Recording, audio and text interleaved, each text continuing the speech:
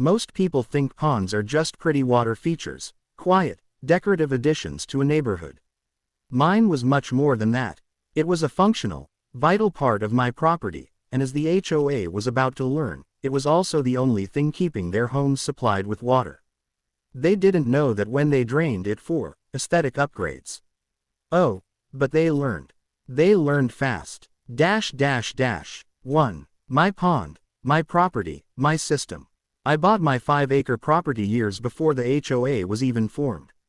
Back then, it was farmland with an artesian-fed pond that had been used for over a century as a natural reservoir. When I renovated the property, I did what most practical rural folks do. I built a private well system that drew its stabilization pressure from the pond. Without water in that pond, the system could still work, but, well, let's just say the whole hydraulic network became very unpredictable. For me, I had backups, a cistern and a secondary pump. For the HOA community downhill. That's the part no one bothered to research. 2. The HOA moves in. A year after I settled in, a developer built a 40-home neighborhood just below my land. They were the ones who forced an HOA into the project, insisting residents needed a shared governance system to maintain property values. The HOA didn't control my land. They didn't control my pond. They didn't control my well. But the runoff and subsurface water from my pond flowed directly into the aquifer their entire well field tapped into. A natural, harmless interaction, until someone messed with the water level. And oh boy, did they mess with it. 3. The first warning signs. It started with an HOA letter. A very ugly one. Greater than, Dear property owner. The HOA has voted to begin aesthetic improvements to community visible features. Your pond appears unmaintained, stagnant, and unsightly. We request you take appropriate action to match community standards. Match community standards. The community I didn't belong to. The community built after I was already living here. I ignored it. Then I got a second letter. Then a third. Then the HOA president, a woman named Karen with a capital K, marched up my driveway demanding a meeting. She pointed to my pond and barked. Greater than, it ruins the neighborhood's view. We're deciding what happens to it. I laughed, out loud, not a polite little chuckle, a full, disrespectful belly laugh. She left steaming. I should have known that meant trouble. 4. The day they drained my pond. I woke up early one morning to the sound of machinery. I stepped outside and froze. A massive pump truck sat by my pond, my privately owned pond, with 3 HOA board members supervising a landscaping crew as they lowered suction hoses into the water. They were draining it. I stormed down yelling, "What in the hell do you think you're doing?" Karen didn't miss a beat. Greater than, the HOA approved a beautification project. Your pond is being cleared out to re-establish a clean aesthetic for community harmony. It's not your property, I snapped. She shrugged. Greater than, we tried to talk to you. Since you refused to cooperate, the board voted unanimously to take action. I threatened police. She smugly waved a paper. Greater than, we have the legal right to maintain eyesores that affect property values. It wasn't legal, not even close, but by the time I called the sheriff and he arrived, they had already removed nearly 80% of the pond's water. The sheriff took photos and told them to stop. They did, but the damage was done. My pond was reduced to a muddy crater full of flopping fish and exposed roots. And that's when I knew what was coming. 5. The faucets run dry. I didn't touch anything. I didn't sabotage anything. I didn't retaliate. I just waited. 12 hours after they drained the pond, the first message hit the community chat app, which a friend added me to purely for entertainment value. Greater than, is anyone else's tap sputtering? Then, greater than, I have 0 water pressure. And then the big one. Greater than, I think the well pumps burned out. Within an hour, all 40 HOA homes had no water. Not a drip, not a trickle, nothing. The HOA president sent a mass email blaming unknown infrastructure failures. By 6 a.m., they were in full-on panic mode. People were yelling in the streets. Portable toilets were being delivered. The HOA tried calling every well service in the county, but once they explained the situation, most companies refused to touch it. Why? Because the moment they said, drained pond, every licensed hydrologist knew exactly what happened. The WA had disrupted the aquifer's recharge balance. Their own stupidity had broken their own water system. Meanwhile, my house had water, perfect pressure, perfect flow. I enjoyed a long, hot shower purely out of pettiness. 6. The WA comes crawling back.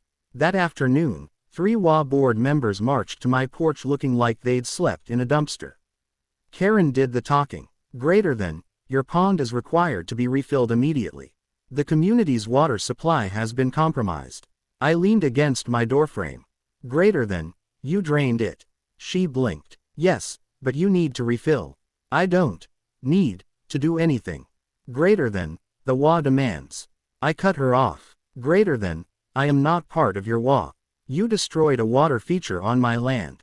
You damaged the region's hydraulic balance. You are responsible. Karen's face turned the shade of a cherry tomato. We didn't know your pond was connected to the well. And I didn't know the HOA was run by people who don't understand what a watershed is, I replied. She sputtered. I continued. You will be paying for the restoration, the environmental recovery, the pump repairs, and the penalty for unauthorized work done on private property. They balked. Karen stuck out her chin. We will not be paying for anything. The board has decided you are liable for not informing us of the pond's use. I stared at her. Inform them that my pond, on my land, was serving my well. This woman was unbelievable. I smiled slowly. Then I guess the county will sort it out. That changed their tune fast.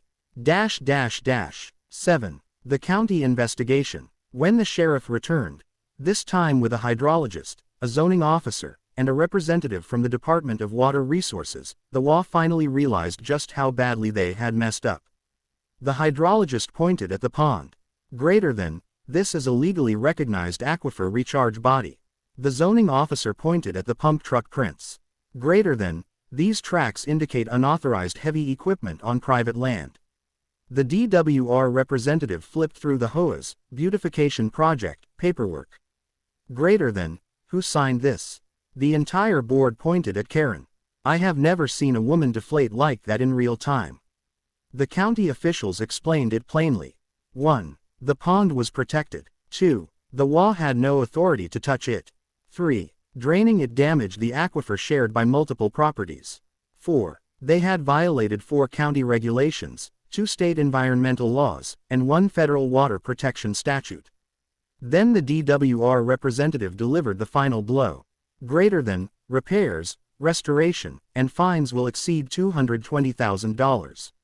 The WA is financially responsible. Karen choked on air. 8. The HOA's financial meltdown. Within a week, their emergency fund was drained. Their savings account vanished. Their annual budget collapsed. They sent every homeowner a notice of a massive special assessment. And the residents, they were furious. 40 families realized their water bills, well repairs, penalties, and the restoration costs were all caused by their own HOA's arrogance. People started demanding resignations. One man, a quiet engineer, asked the question I had been waiting for someone to ask. Why did you mess with the man's pond in the first place? Karen's answer sealed her fate. It was ugly. The neighborhood's collective groan could be heard from space. 9. The WA board implodes. The board voted to remove Karen as president. She refused to step down.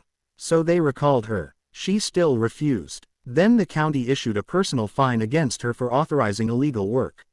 She screamed, cried, threw papers, then finally resigned and moved in with her sister out of state. The remaining board members quit shortly after. The HOA was forced into state-mandated receivership. The new administrator immediately contacted me to negotiate terms. 10. My conditions. I kept my demands simple. 1. They restore my pond to its original depth and contour. 2. They restock it with fish from my preferred hatchery. 3. They install a permanent barrier preventing any access by WA contractors.